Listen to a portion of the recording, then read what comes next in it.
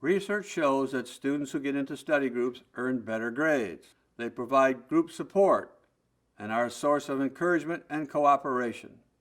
They also help you beat procrastination.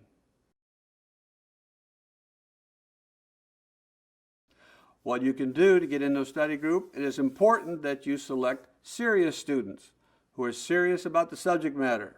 You tend to be like those students you surround yourself with. Set up some rules. No social talk during the time you are together. You can collaborate on what to cover in that session.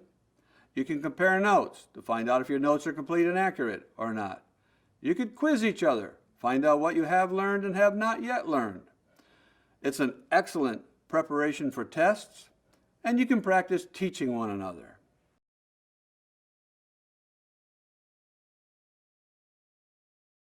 Get into a group with serious students, set up rules, collaborate on what to cover, compare your notes, quiz each other, and it's excellent test preparation, especially if you practice teaching each other.